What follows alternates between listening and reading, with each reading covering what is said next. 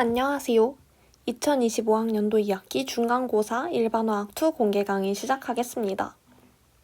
시작에 앞서 추석 연휴로 인해 일정 조정이 어려워 영상으로 대체하게 된 점 양해 부탁드립니다. 기말고사 때는 꼭 만나뵐 수 있었으면 좋겠습니다. 우선 목차부터 소개하겠습니다. 이 영상은 챕터 13과 14에 대해서 다룰 예정이고 일반화학2의 챕터 13에서는 묽은 용액의 성질 또는 용액의 총괄성으로 불리는 증기압 내림, 끓는 점 오름, 어는 점 내림, 삼투압에 대해서 다루고 있습니다. 그리고 챕터 14에서는 화학 반응 속도론에 대해서 다루고 있습니다. 다음으로 2024년도에 챕터 13, 14 내용에 해당하는 문제들을 기출문제 풀이를 진행할 예정이고 이와 관련된 Q&A는 별도로 공지할 오픈 채팅방을 통해서 질문을 받고 있습니다. 그럼 챕터 13, 용액의 성질에 대해서 다루겠습니다. 우선 혼합물이라는 것은 여러 물질이 물리적으로 섞인 상태를 말하고 그 중에서는 균일한 혼합물과 균일하지 않은 혼합물이 있습니다. 이러한 이 균일한 물질 중에서 순물질이 아닌 균일 혼합물을 다른 말로 용액, 즉 솔루션이라고 합니다. 용액은 용매와 용질로 이루어져 있는데 용매는 용액 중에서 가장 많이 존재하는 성분에 해당하고 용질은 용매에 녹는 물질, 용매가 아닌 용액의 구성 성분이라고 생각하셔도 좋을 것 같습니다. 용액의 예시로는 공기, 바닷물, 황동이 있는데 공기는 기체 상태의 용액이고 바닷물은 액체 상태의 용액이고 황동은 고체 상태의 용액에 해당합니다. 이 그림을 보시면 사이에 있는 두 기체를 갈라놓고 있는 막이 없어짐과 동시에 기체는 자발적으로 혼합이 일어나게 됩니다. 분자들이 용기 전체로 퍼지게 되면서 무질서도가 증가하게 되는데 혼합이 일어나게 된다면 에너지 입력 없이도 무질서도, 즉 엔트로피가 증가하기 때문에 이는 자연적 경향으로 볼 수 있습니다. 위에서 말한 엔트로피라는 것은 즉 시스템의 무질서도를 나타내는 연력학적 함수에 해당하는데 이 엔트로피의 변화량이 양수라는 것은 무질서도가 증가하는 것이고 이는 자발적 과정일 수도 있다라는 내용에 해당합니다. 이 화학 반응의 자발성이라는 것을 알아내기 위해서는 자유에너지를 알아야 하는데 자유에너지는 델타 G는 델타 H 마이너스 T 델타 S라는 식으로 정의됩니다. 이 델타 G가 음수인 경우 화학 반응은 자발적이라고 할 수 있습니다. 이 기체 혼합 반응을 예시로 들어보면 기체 혼합 시에 열 출입이 없기 때문에 델타 H는 0이 되는데 무질서도는 증가하기 때문에 위의 식으로 돌아가 여기는 0이고 델타 H가 양수이기 때문에 델타 G가 음수가 되어 이 반응은 자발적이라고 볼 수 있습니다. 추가로 챕터 11에서 다뤘던 분자 간 인력에 대해서 간단히 다뤄보면 분자 간 인력은 크게 4가지로 볼 수 있습니다. 이온 쌍극자 힘, 수소 결합, 쌍극자 힘, 분산력의 순서로 크기가 작아지는데 이온 쌍극자 힘이라는 것은 항상 전하를 띠고 있는 예를 들어서 나트륨과 같은 물질에 일시적으로 극성을 띠는 물과 같은 극성 분자 사이의 인력입니다. 다음으로 큰 것은 수소결합인데 수소결합이라는 것은 전기 음성도가 큰 NOF에 직접 연결된 수소와 주변에 있는 다른 수소가 부분적으로 각각 음전하와 양전하를 띄어 정전기적 인력이 나타나는 현상을 말합니다. 수소결합은 부분 전하를 띠는 것이고 이온은 항상 전하를 띠는 것이기 때문에 당연히 이온 쌍극자 힘이 더 강하게 됩니다. 그리고 쌍극자 힘은 부분적으로 전하를 띠는 극성 분자와 극정 분자 사이의 정전기적 인력이고 분산력이라는 것은 극성을 띠지 않는 분자들 사이에서 순간 쌍극자가 생겨 나타나는 인력에 해당합니다. 이런 분자 간 인력이 용액에서 중요한 이유는 용질과 용매 간 인력이 충분히 커야 용해가 발생하기 때문입니다. 또한 극성 용질은 극성 용매에 비극성 용질은 비극성 용매에 더 잘 녹는 성질이 있어 이를 like dissolves like, 즉 비슷한 극성끼리 잘 섞임이라고 표현하기도 합니다. 다음으로 용해에서의 연력학적 과정입니다. 모여있는 용질이 용질 간의 인력을 끊고 각 용질로 나누어지는 것을 델타 H 솔루트는 용질입니다. 라고 하겠습니다. 그리고 용매에 대해서도 똑같이 정의하겠습니다. 용질이 용매에 녹아 용액을 형성하기 위해서는 섞임과 관련된 계열 에너지의 출입이 필요합니다. 이 델타 H 솔루트는 용질 입자 간의 인력을 끊어내야 하기 때문에 외부로부터 열을 흡수해야 하고 이는 델타 H를 양수로 만듭니다. 그리고 혼합 과정에서는 용질 입자와 용매 입자 간 새로운 상호작용이 생기기 때문에 델타 H 믹스는 음수가 됩니다. 따라서 델타 H 솔루션의 부호는 알 수가 없는데 만약 델타 H 솔루션의 부호가 음수가 된다면 델타 S는 항상 양수이기 때문에 자유 에너지 변화량이 음수가 되어 자발적인 용해 반응이 일어나게 됩니다. 다음으로 포화 용액과 불포화 용액에 대한 정의가 있는데 포화 용액이라는 건 주어진 온도에서 더 이상 용질이 녹지 않는다는 것이고 불포화 용액이라는 것은 아직 더 많은 용질이 녹을 수 있는 용액이라는 것입니다. 용질이 용액에 녹는 것을 용해라고 하고 반대로 포화 용액에서 용질이 너무 많이 녹아 있어 다시 석출되는 것을 결정화라고 하는데 이 용해와 결정화가 서로 평형 상태를 이룰 때 이를 동적 평형이라고 합니다. 다음으로 용해도 개념입니다. 용해도란 주어진 온도에서 용매 100g당 녹을 수 있는 최대 용질 그램 수를 기본적인 정의로 삼고 있는데 여기서 주어진 온도와 용매 그램 수가 주어져 있는 까닭은 온도와 용매의 양에 따라 녹을 수 있는 용질의 그램 수가 달라지기 때문입니다. 예를 들어서 0도씨에서 NaCl의 물에 대한 용해도는 100g H2O당 35.7g에 해당합니다. 위에 정의에 해당하는 용해도의 정의도 있고 또는 몰농도 또는 몰랄 농도로 표현하기도 합니다. 과포화 용액이라는 것은 정상 용해도, 즉 포화 상태보다 더 많이 녹은 불안정한 상태를 말합니다. 온도에 따른 용해도의 변화 경향성을 보겠습니다. 고체와 액체의 경우에는 분자운동이 활발해져 온도 상승 시 용해도가 함께 증가합니다.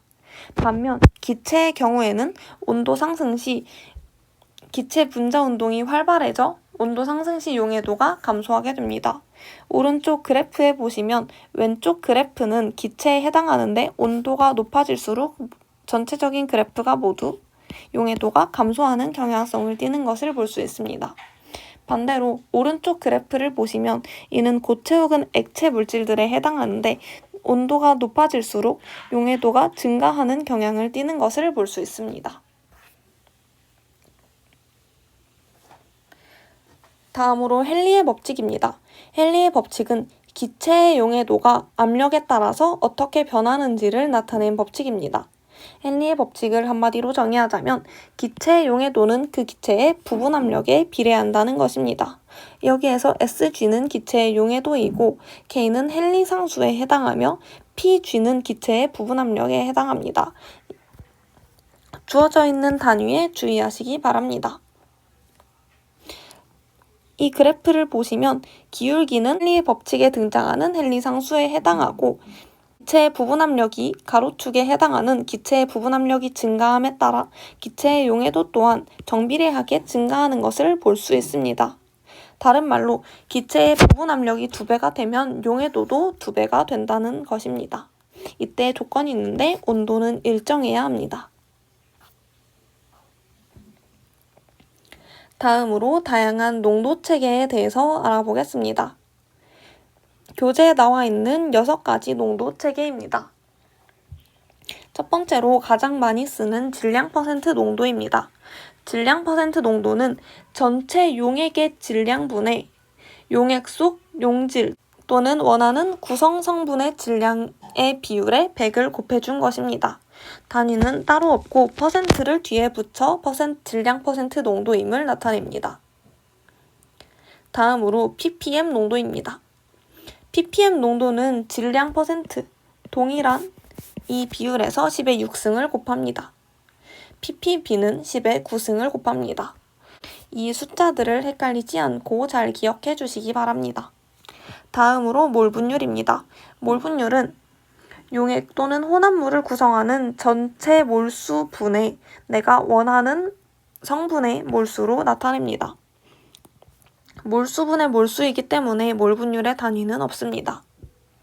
다음으로 몰 농도와 몰랄 농도입니다. 몰 농도와 몰랄 농도는 영어 철자에서 한 글자밖에 차이가 나지 않기 때문에 문제풀이에서 주의해 주시기 바랍니다. 몰 농도의 정의는 용액의 부피, 리터 분의 용질의 몰수, 몰에 해당합니다. 몰 농도는 라지 m이라는 단위로 쓰고 또는 몰 퍼 리터라고 쓰기도 합니다. 그런데 몰 농도를 이렇게 정의하게 되면 온도가 증가함에 따라 전체 부피가 열팽창에 의해 변해 온도에 따라 농도가 변하게 되는 문제점이 있습니다. 이를 해결하기 위해 만든 것이 몰랄 농도입니다. 몰랄 농도의 분자는 동일하게 용질의 몰수이지만 분모는 용매의 킬로그램 수로 온도에 따라 변하지 않도록 만들었습니다. 몰랄 농도는 필기체 스몰 m으로 표현하거나 몰 퍼 킬로그램이라는 단위를 사용합니다. 위에서 다룬 농도 환산에 관련된 예제를 풀어보도록 하겠습니다. HCl 수용액에 HCl을 질량 퍼센트로 36%를 포함하고 있다고 할 때 이를 몰 분율로 나타내어라, 그리고 몰랄 농도로 나타내어라 라는 문제입니다. 첫 번째로 몰 분율을 구하기 위해서 각 구성 성분의 몰수를 찾아내보도록 하겠습니다. HCl과 물의 분자량은 각각 주기율표를 통해서 계산할 수 있을 것입니다. 농도만 주어져 있기 때문에 우리는 36% HCl을 100g의 용액으로 가정하여 생각할 수 있습니다. 100g의 용액 속 36% HCl 농도를 가지고 있다면 물은 64g, HCl은 36g일 것입니다. 그렇다면 이러한 질량도 알고 있고 화학식량도 알아낼 수 있기 때문에 각각의 몰수를 알아낼 수 있고 이를 식에 대입한다면 HCl의 몰 분율은 전체 몰수 분의 HCl의 몰수에 해당하여 이를 계산하게 되면 0.22라는 값을 알아낼 수 있습니다. 다음으로 여기 잘못됐는데 몰랄 농도로 봐주세요. 몰랄 농도는 이 물 64g을 다시 킬로그램으로 환산하여 0.064kg H2O분의 HCl의 몰수에 해당합니다. 이를 계산하게 되면 15몰랄리티에 해당합니다.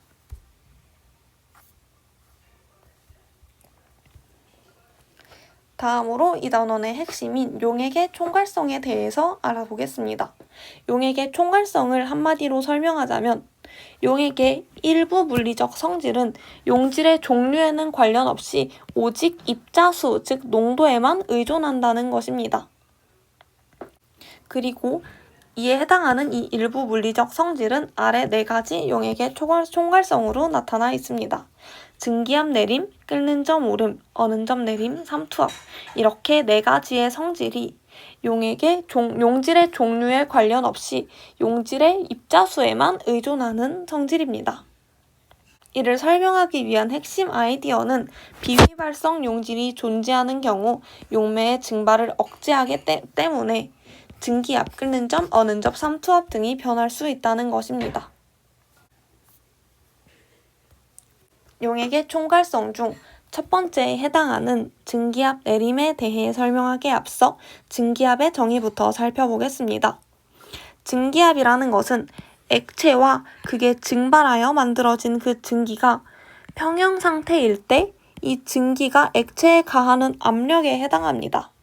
이 아래 있는 그림을 통해서 생각해 볼 수 있는데 이만큼은 액체 상태이고 이게 자연 상태에서도 증발하기 때문에 밀폐 용기에 두고 시간이 지나면 이 증발 속도와 응축 속도가 같아져 외부 관찰자가 보기에는 아무런 변화도 일어나지 않는 것처럼 보이는 순간이 있을 것입니다. 그 순간에 이 기체들의 압력을 바로 증기압이라고 합니다. 그런데 순수한 용매에 비해서 용액의 경우에는 용질과 용매 사이에 인력이 생겨 증발이 어려워집니다. 이 개념이 조금 어려울 수 있는데 이렇게 한번 생각을 해볼게요.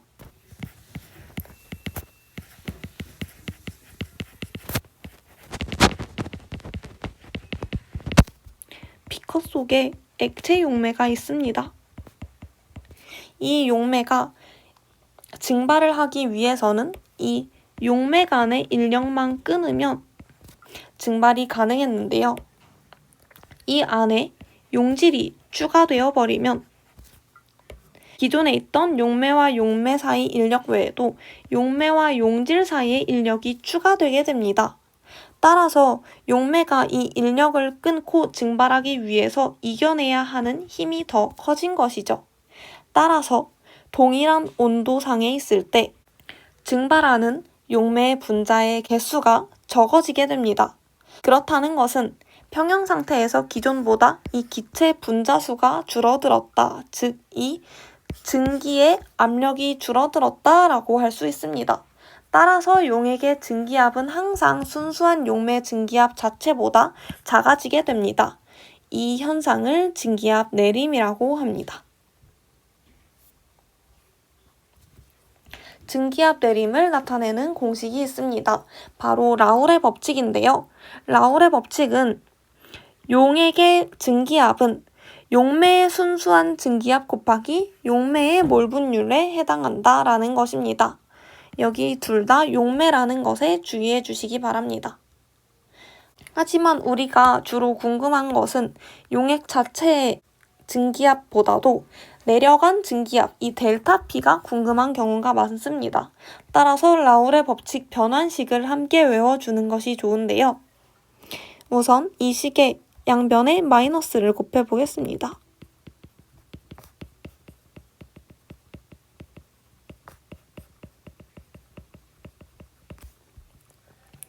그리고 양변에 순수한 용매의 증기압을 더해주게 되면 좌변은 델타 P가 되고 우변은 순수한 용매의 증기압 곱하기 1-x가 되어 1 빼기 용매의 몰 분율은 용질의 몰 분율에 해당하기 때문에 아래와 같은 식을 유도할 수 있습니다. 따라서 이 위에 있는 식과 아래에 있는 식 두 개를 둘 다 알고 문제 상황에 맞게 활용해 주시기 바랍니다. 위에서 배운 증기압 내림에 관련된 예제를 풀어보겠습니다. 20도씨에서 포도당이 0.2몰 그리고 물이 0.8몰로 용액을 형성했을 때 이 순수한 물의 증기압이 2.33kPa이라면 용액의 증기압은 어떻게 되냐는 것입니다. 용액의 증기압을 구하라고 했기 때문에 이 두 식 중 위에 있는 식에 바로 대입하면 좋을 것 같습니다. 용액의 증기압은 용매의 물 분율 곱하기 순수한 용매의 증기압에 해당합니다. 용매의 몰 분율은 전체 몰수 분의 용매의 몰수이기 때문에 전체 몰수 분의 용매의 몰수라고 하면 용매의 몰 분율은 0.8임을 구할 수 있고 순수한 용매의 증기압은 2.33kPa로 주어져 있기 때문에 이를 계산하면 용액의 증기압은 1.86kPa임을 구할 수 있습니다. 증기압 내림으로 인해 일어나는 현상이 두 가지 더 있습니다. 바로 끓는 점 오름과 어는 점 내림인데요. 용액이 끓는다라는 것은 증기압과 외부 압력이 같아지는 지점이라고 할 수 있습니다. 왜냐하면 만약 외부 압력이 증기압보다 크면 액체가 증발하여 또는 끓어서 기체로 변하려는데 이 외부 압력이 기포를 막아내기 때문입니다. 따라서 외부 압력이 더 크다가 이 같아지는 지점부터 액체가 끓기 시작합니다. 그런데 순수한 용매에 비해 용액의 경우에는 이쪽이 증기압 곡선인데 증기압 내림에 의해서 증기압이 내려가게 됩니다. 따라서 상압인 1atm에 대해서 보겠습니다. 이게 기존의 끓는 점인데 이 압력이 증기압 내림에 의해서 끓는 점이 이만큼 올라가게 됩니다. 이 현상을 끓는 점 오름이라고 하는데 증기압 내림 또한 용질 입자에 의해서 일어나는 것이기 때문에 용질 입자수에 비례하게 됩니다. 용질 입자수에 비례하고 이는 온도를 다루고 있기 때문에 온도에 따라 변하지 않는 단위인 몰랄 농도 단위가 적절하겠네요. 그래서 끓는 점 오름은 끓는 점 오름 상수 곱하기 몰랄 농도로 구하고 앞에 있는 i는 반트호프 인자로 하나의 용질 입자가 몇 개의 단위체 역할을 하는지를 나타냅니다. 예를 들어서 설탕의 경우에는 용해되지 않으므로 i가 1이라고 할 수 있고 NaCl인 경우에는 물의 도가 Na 플러스와 Cl 마이너스 두 개의 입자의 역할을 하기 때문에 반트호프 인자가 2라고 할 수 있습니다. 동일한 원리로 어는 점 내림 현상도 일어나게 됩니다. 기존의 어는 점은 이 고체상과 액체상이 평형을 이루는 지점이었는데 증기압 내림에 의해서 승화 곡선이 왼쪽으로 이동함에 따라 이만큼 어는 점이 내려갔습니다. 이 어는 점 내림 또한 증기압 내림에 의한 현상이기 때문에 용질 입자수에 비례하고 몰랄 농도로 표현할 수 있습니다. 그 상수를 어는 점 내림 상수라고 했고 어는 점을 내려가기 때문에 앞에 마이너스를 붙여주었으며 반트호프 인자 또한 곱해져서 끓는 점 오름과 어는 점 내림에 대한 식을 이렇게 표현할 수 있습니다. 다음으로 삼투압입니다. 우선 삼투의 정의부터 살펴봐야 할 것 같은데 반투과성 막을 사이에 두고 용매가 농도가 낮은 쪽에서 높은 쪽으로 이동하는 현상입니다. 이게 조금 생소할 수 있는데 물의 확산이라고 생각하셔도 될 것 같습니다. 이 반투과성 막은 용질 입자는 통과하지 못하는데 용매 입자는 통과할 수 있는 막입니다. 반투과성 막을 두고 두 용액의 농도가 다르기 때문에 이를 맞춰주기 위해서 평형이 이동하게 되는데요. 용질 입자가 직접 통과할 수 없기 때문에 용매 입자가 농도가 낮은 곳에서 높은 쪽으로 이동하여 양쪽의 농도를 일정하게 맞춰주기 위한 현상입니다. 그리고 이 삼투 현상을 막는 데 필요한 압력을 바로 삼투압이라고 합니다. 이 삼투압은 대문자 파이로 나타내며 파이는 MRT라는 식으로 나타냅니다. 아래는 생체대에서 나타나는 삼투압과 관련된 현상인데요. 등삼투인 경우에는 평형을 유지하여 이 첫 번째와 같은 자신의 모양을 유지합니다. 그런데 저장액에 넣은 경우 외부로부터 물을 받기 때문에 세포가 부풀어 오르게 되고 반대로 고장액인 경우 농도가 낮은 쪽에서 높은 쪽으로 물이 이동하는 현상에 의해 세포가 쪼그라드는 것을 알 수 있습니다. 다음으로 이상용액과 실제용액입니다. 이상용액이라는 것은 모든 분자 간 상호작용이 동일하여 라울의 법칙이 완전히 성립하는 용액을 말합니다. 하지만 실제 용액에서는 이상용액의 경향성을 따르기 어렵습니다. 따라서 양의 편차 또는 음의 편차를 가지게 됩니다. 실제 용액 중에서 용질과 용매 사이 인력이 더 강한 것을 음의 편차를 띈다고 말합니다. 오른쪽 그래프는 음의 편차를 띠는 경우를 나타낸 것입니다. 용질과 용매 사이에 인력이 더 강한 경우 용매 입자들은 더 쉽게 증발하지 않으려 하겠죠. 그렇게 된다면 증기압은 더 낮아질 것입니다. 따라서 이상적인 라울의 법칙보다 더 증기압이 낮아지는 것을 볼 수 있습니다. 반대로 용질과 용매 인력이 더 약한 경우 더욱 증발을 많이 하여 증기압이 높아지겠죠? 이 경우에는 이렇게 위로 볼록한 양의 편차를 띠는 그래프를 볼 수 있을 것입니다. 다음으로 콜로이드와 틴들 현상입니다. 콜로이드라는 것은 입자 크기가 1에서 1000나노미터 사이인 용액입니다.